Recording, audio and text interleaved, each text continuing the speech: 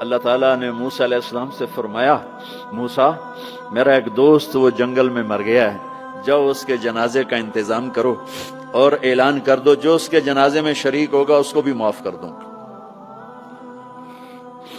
کون؟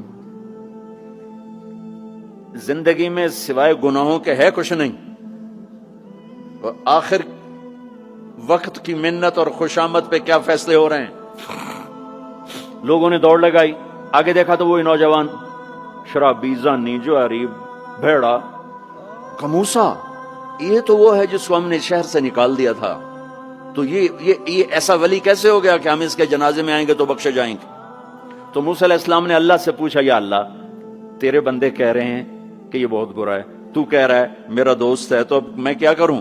تو اللہ تعالیٰ نے فرمایا، موسیٰ یہ سچ کہہ رہے ہیں اور میں بھی ٹھیک کہہ رہا ہوں، یہ ایسا ہی تھا جیسے یہ کہہ رہے ہیں، لیکن جب اس پر موت آئی اس نے دائیں دیکھا، اسے کوئی نظر نہ آیا، اس نے بائیں دیکھا، اسے کوئی نظر نہ آیا، اس نے پھر میری طرف دیکھا، تو موسیٰ میری غیرت نے گوارا نہ کیا کہ جس کو سب چھوڑ جائیں اور وہ بے بسی میں مجھے پکارے اور میں اس کی پکار پہ لبیک نہ کہوں۔